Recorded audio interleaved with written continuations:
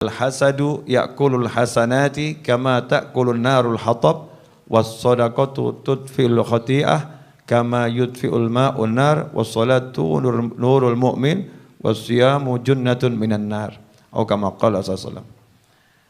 Disebutkan bahwasannya Rasulullah sallallahu alaihi wasallam bersabda, al-hasadu ya'kulul hasanat kama ta'kulun narul hatab. Ini yang pertama. Al-hasad, ya. Hasad itu adalah rasa tidak suka melihat orang lain dapat nikmat. Jadi rasa enggak suka orang lain dapat nikmat. Itu namanya hasad. Kemudian naik lebih tinggi lagi pangkatnya. Setelah enggak suka lihat orang dapat nikmat, dia pengen nikmat yang dimiliki oleh orang itu hilang. Ya, nikmat yang dimiliki orang itu hilang. Ini namanya hasad. Jadi misal ada orang naik jabatan di kantor. Seharusnya satu kantor ini ikut senang atau enggak ikut senang? Seharusnya ikut senang. Orang yang hasad atau dengki itu enggak bisa senang. Jadi dia lihat temennya sejawatnya naik jabatan, dia enggak senang. Ya, kemudian muncul tambahan lagi, mudah-mudahan tersangkut kasus, kemudian jatuh jabatannya, naudzubillah min dzalik. Dia pengen kenaikan pangkatnya itu hilang, dia pengen nikmat yang didapat saudaranya itu hilang. Ini namanya hasad. Dan hasad inilah penyakit hati pertama kali yang diwariskan oleh iblis.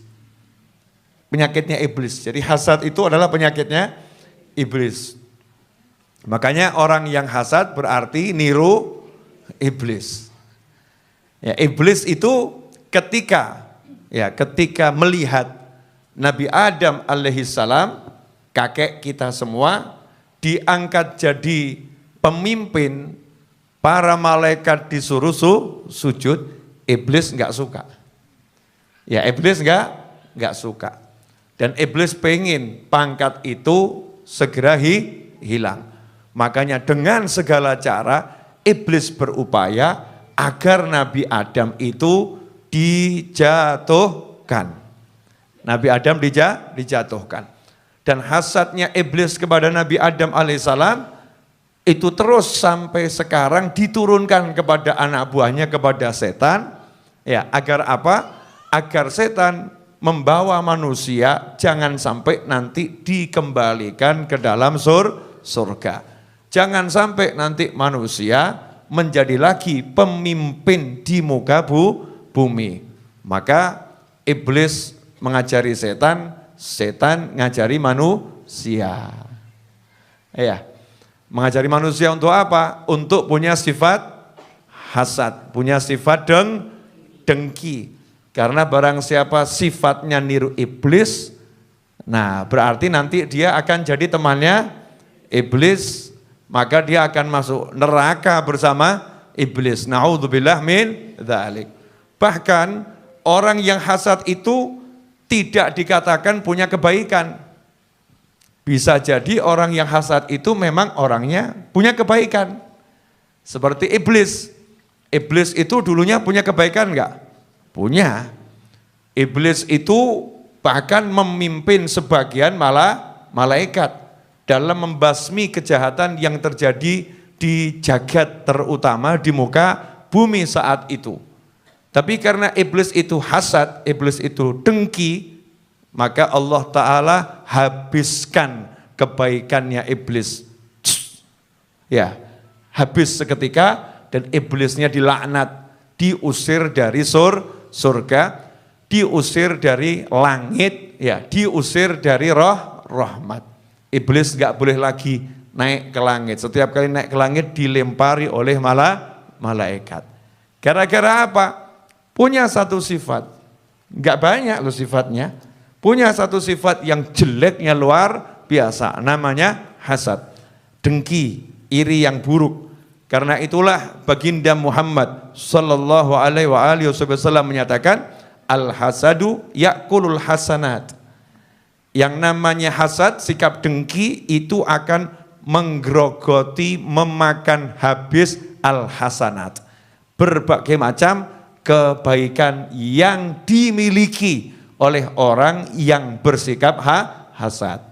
Jadi jelas ya, orang hasad itu belum tentu orangnya jelek. Ya, belum tentu orangnya jelek.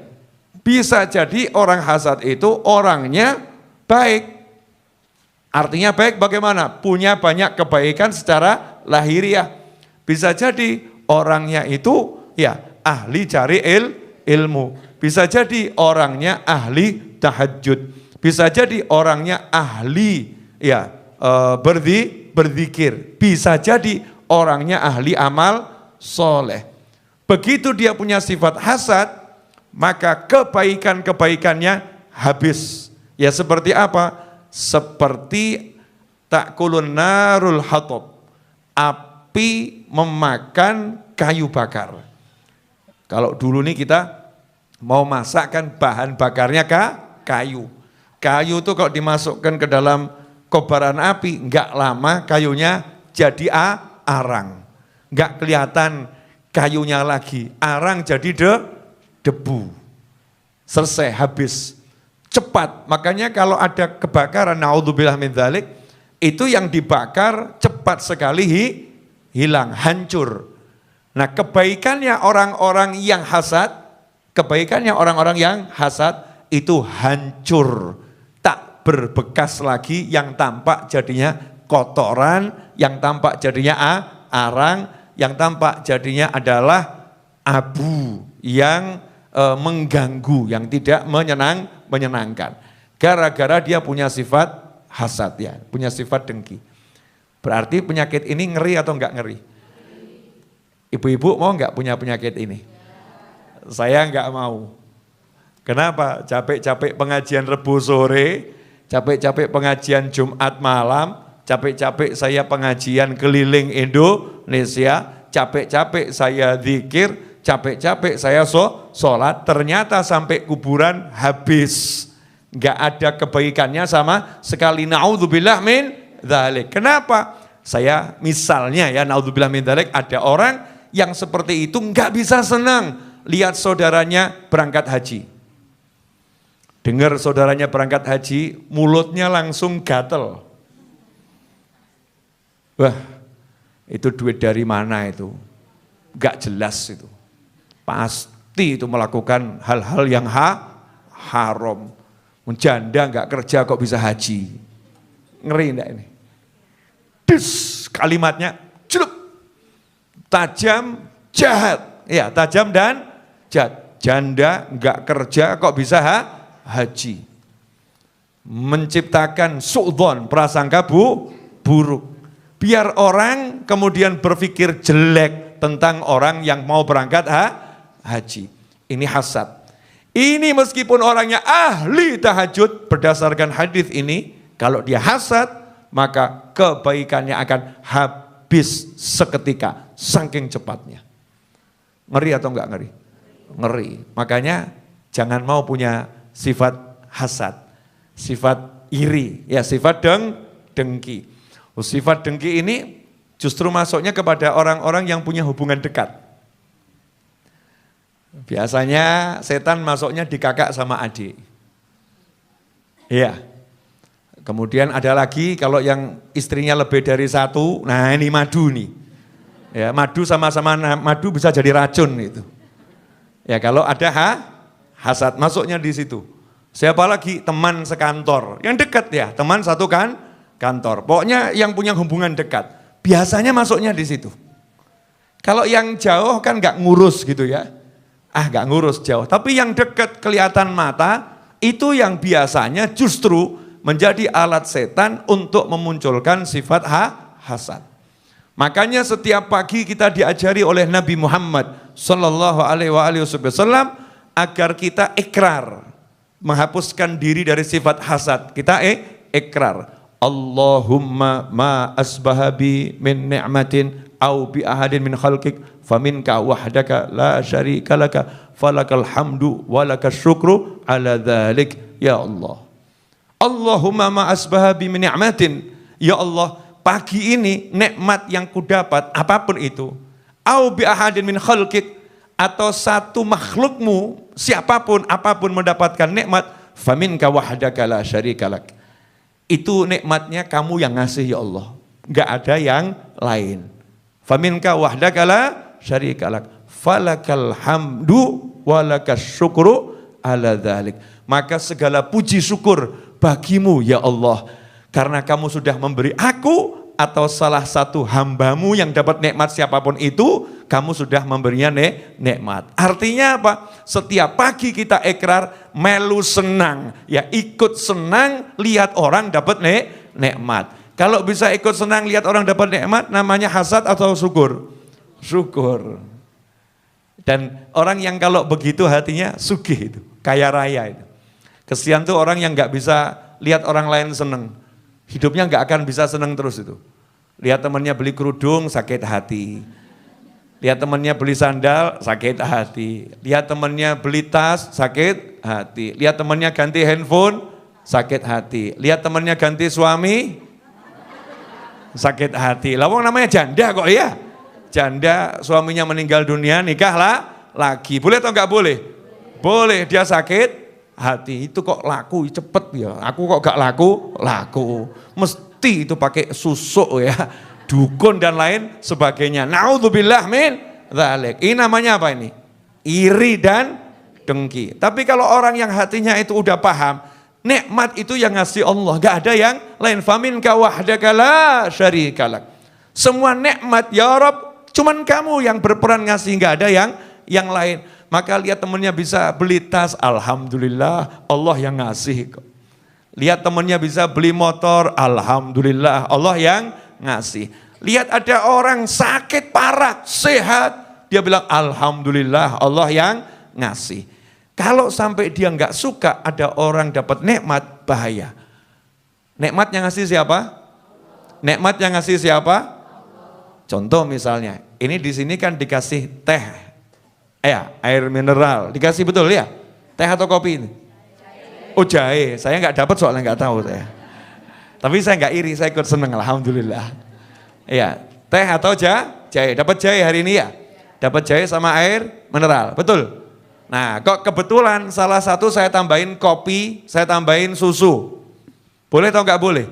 Boleh, tuan rumahnya saya, suka-suka saya, betul kan? Nah, kok ada oknum jamaah rebus sore yang kemudian protes. Dia kok dapat, aku kok tidak.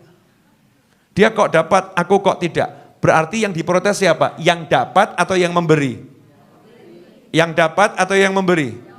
Berarti lagi protes siapa? Merotes saya, betul? Jadi kalau ada orang dapat nikmat, kemudian ada orang yang gak suka kepada orang yang dapat nikmat, berarti sebetulnya yang diprotes siapa? Yang dapat atau yang memberi? Nah, yang memberi siapa? Allah subhanahu wa ta'ala. Berarti merotes Allah, nekat atau enggak nekat? Bagaimana bisa senang hidupnya? Berani memprotes Allah subhanahu wa ta'ala. Enggak mungkin bisa senang. Makanya sampai dikatakan, kamu baiknya seperti apapun, kalau kamu hasad, entek-entek, habis itu. Kebaikanmu habis. Kemudian makna hikmah dari hadis ini adalah, orang yang hasad itu enggak mungkin bisa lihat kebaikan orang yang dihasati. Orang yang iri enggak mungkin bisa melihat kebaikan orang yang dia iri kepadanya. Enggak bisa. Kenapa? Kebaikannya akan ketutup dengan rasa irinya. Kebaikannya akan tertutup dengan rasa dengkinya. Contoh tadi, ada satu yang diangkat jabatannya di kantor. Orangnya baik, semua muji-muji. Dia nggak akan bisa lihat kebaikannya. Pasti ada kalimat, tapi kan orangnya, tapi kan orangnya, tapi kan orangnya, tapi kan orangnya, tapi kan orangnya. Yang muncul keburukan-keburukan yang direkayasa oleh otaknya. Dia nggak akan bisa mengakui kebaikan orang lain. Ngeri. Ini kalau orang punya hasad. Makanya kita harus cek diri kita sendiri, gak usah nunjuk orang lain, sama saja berarti ya. Oh dia ini sukanya dengki, oh dia sukanya iri. Naudzubillah min dzalik. Kita cek, kita punya enggak sikap ini? Kalau punya ya istighfar. Kenapa? Eman-eman, entek kok. Habis loh pahala kita. Rugi atau enggak rugi? Ruginya luar biasa. Itu yang pertama. Kemudian yang kedua, nah ini.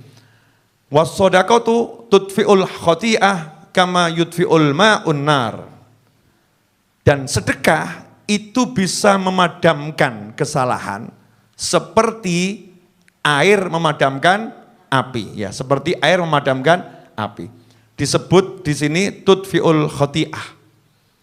Karena kesalahan itu ya menjadi bara api neraka. Dosa itu menjadi bara api neraka. Dan dosa itu menimbulkan amarah yang maha kuasa. Jadi kalau pengen Allah enggak marah, kalau pengen nerakanya padam, caranya bagaimana? Siram dengan air. Lah air yang digunakan untuk memadamkan api neraka, air yang digunakan untuk mereda amarah Allah Subhanahu wa taala, apakah itu? Nabi menyatakan SAW as-sodaqah. Bahasa Indonesianya sedekah. Ya, infak sodaqah. Ya, berderma. Itu bahasa Indonesianya. Derma atau sedekah. Jadi derma atau sedekah ini akan memadamkan api yang ada di buku catatan kiri kita nih. Padam. Nah kalau apinya padam berarti hidupnya panas atau adem? Adem, nyaman. Jadi kalau hidupnya banyak gelisah, kroso sumu atine ya. Hatinya panas, berarti dosanya banyak atau sedikit? Dosanya banyak. Cara madamkannya gimana? Banyak sodakoh. Sesuai dengan kemampuan masing-masing. Karena sedekah ini memadamkan api neraka kita sendiri. Kalau api neraka kita padam, berarti kita masuk ke dalam surga. Dalam nikmatnya Allah Ta'ala. Surga di dunia ini sebelum surga di akhirat nanti. Di dunia akan merasakan nikmatnya hidup. Kenapa? Karena apinya dosa sudah dipadamkan dengan sodakoh. Ikhwani rahimakumullah, sahabatku dimanapun antum berada. Berarti sedekah ini penting atau enggak penting? Penting ya, cuman setan itu enggak suka. Ya, yang namanya setan itu pokoknya turunannya iblis, bolone iblis, enggak senang lihat orang senang, itu setan.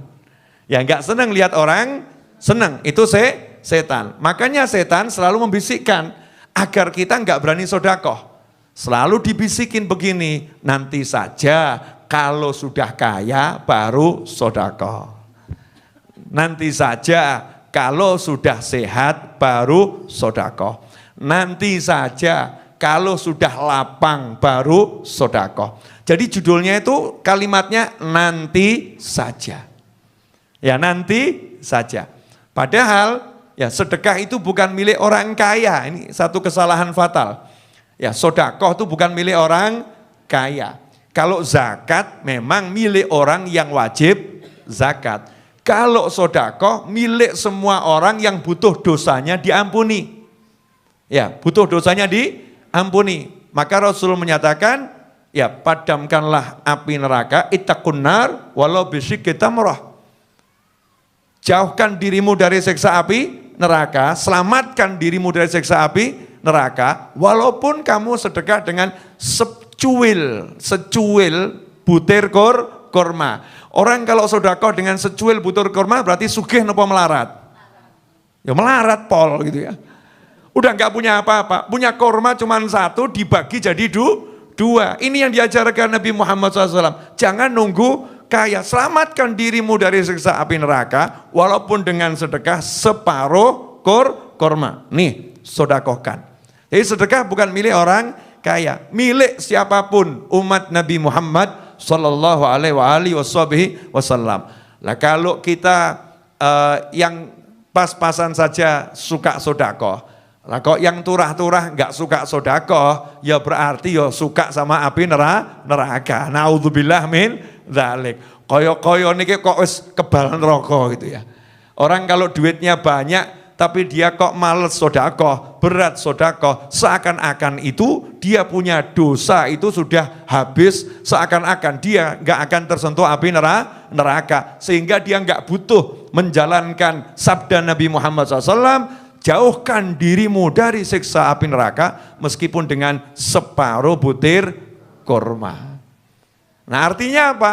Artinya siapapun di antara kita dianjurkan untuk sodakoh, berderma, sedekah. Bahkan dikatakan afdhalus sodakoh, sedekah yang paling besar nilainya di sisi Allah Subhanahu wa taala adalah sedekah yang engkau keluarkan wa anta sahih syahih takhshal faqra wa ta'mulul ghina wa kama qala sallallahu. Kamu dalam keadaan sehat. Beda loh ya. Orang kalau sakit sedekah itu ada harapannya. Moga-moga berkat sedekah jadi sembuh. Boleh, enggak apa-apa. Tapi ya biasa, itu namanya sedekah levelnya level biasa. The next level adalah kamu sehat. Jadi sedekah bukan karena pengen sembuh dari penyakit. Antas sahih. Kemudian syahih. Kamu dalam keadaan pelit mengeluarkannya, berat mengeluarkannya. Kenapa?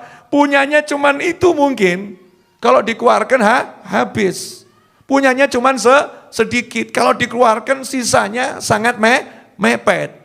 Kemudian ta'mulul ghina. Dan kamu punya cita-cita pengen jadi orang yang berkecukupan. Artinya kamu pengen nabung.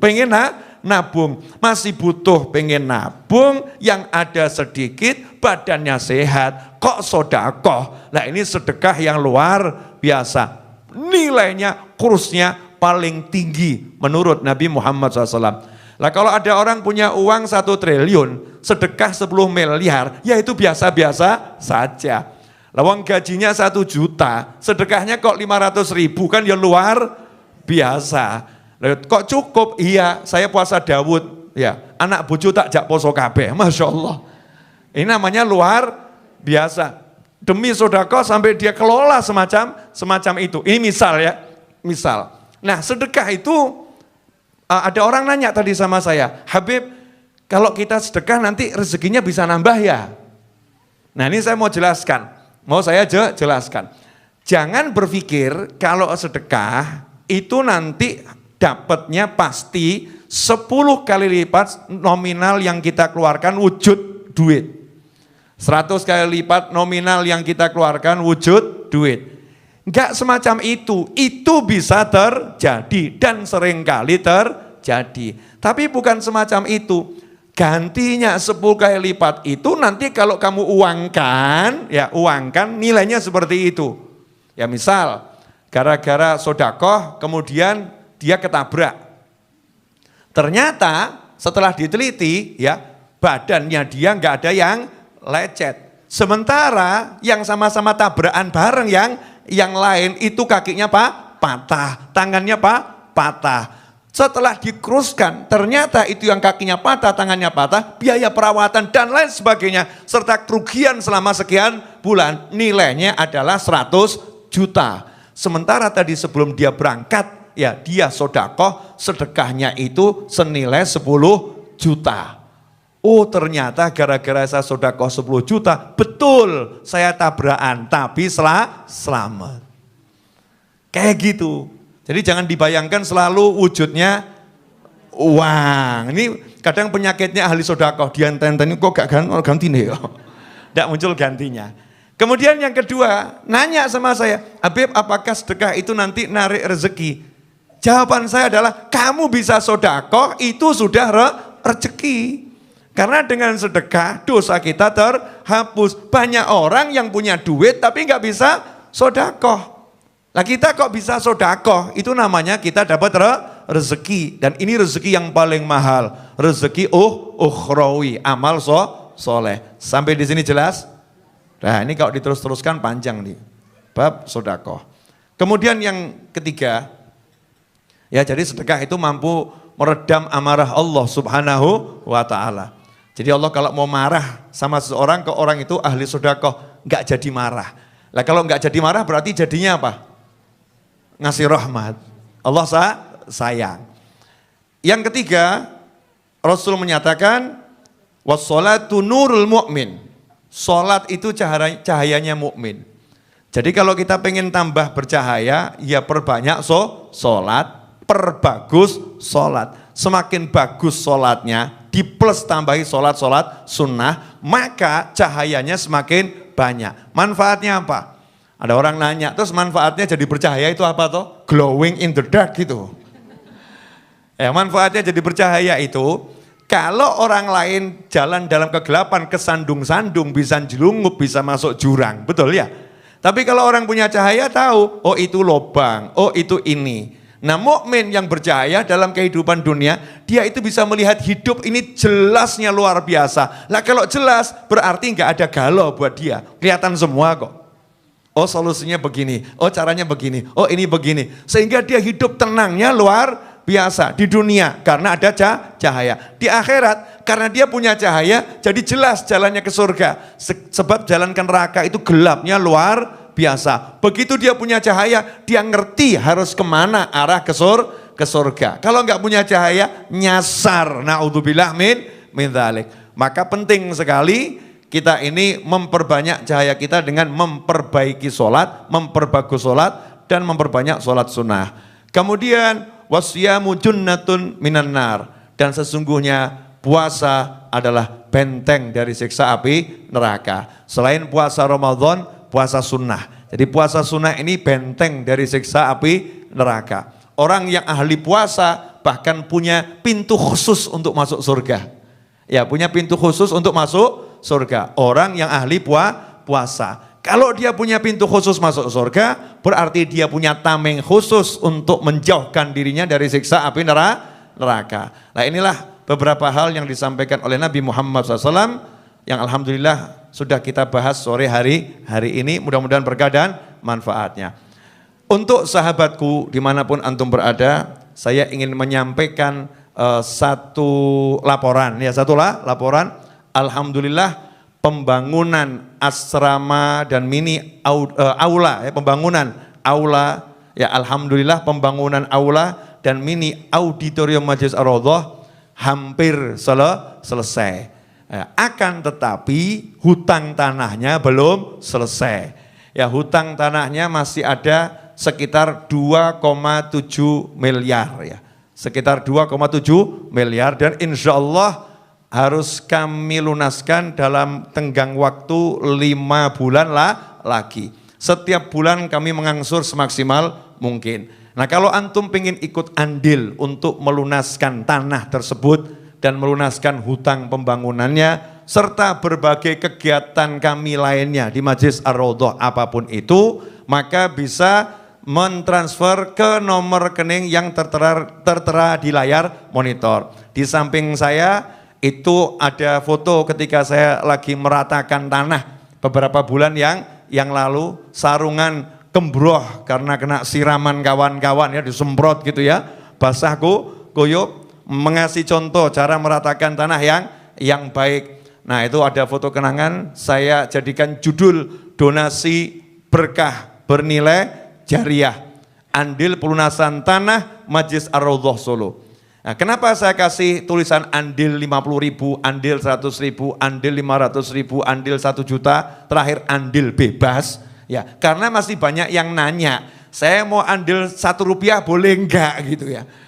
Mau andil berapapun boleh, bebas. Mulai dari 50.000, ya 100.000, 500.000, 1 juta, andil bebas artinya mau 10.000, mau 5.000, mau 1.000, mau berapapun ya. Atau mungkin ada yang mau andil langsung 5 miliar, boleh. Namanya juga andil bebas. Nanti hasilnya untuk dirimu sendiri. In ahsantum li anfusikum. Kalau kalian berbuat baik, sejatinya lagi berbuat baik untuk diri kalian sendiri. Kami masing-masing memaksimalkan kemampuan. Saya mampunya ngajar. Teman-teman saya lagi kerja bakti di atas. Ada yang lagi ngecat. Di pojok sana teman-teman saya lagi kerja bakti ngelas yang buat panggung. Sementara yang di sini kerja bakti baca sholawat munjiah. Yang di sini sebentar lagi nabung rebana baca sholawat penutup. Yang di sini makan bersama, makan ilmu, ya makan snack yang ada. Sebab kalau nggak ada begini, kan kita nggak dapat pahala. Ini namanya kerjasama. Nanti hasilnya untuk bersama-sama, hasilnya berjamaah. Insya Allah barokah dan manfaat. Kemudian yang terakhir, Allahumma salli wa sallim ala Sayyidina Muhammadin miftahi babi rahmatillah adada ma fi ilmillah salatan wa salaman daimaini bidawami mulkillah wa ala alihi wa sahbihi اللهم اجعل في طاعتك فرحي وسروري وفي مرضاتك جميع أموري اللهم يا عالم بحالاتي ومطلع على سرائري ونياتي اقضي جميع حاجاتي واغفر ذنوبي وسيئاتي وتجاوز عن خطيئاتي وزلاتي وتقبل جميع حسناتي وسامحني فيما مضى وما يأتي واكتبني في ديوان ساداتي واسلك بي سبيل نجاتي في حياتي ومماتي اللهم إني طامع في عطاك راغب في رضاك مستسلم لقضاك فاكتبني من أولياك واسلك بي سبيل هداك وألحقني بأصفياك وصلى الله على سيدنا محمد وعلى آله وصحبه وسلم الحمد لله رب العالمين آمين.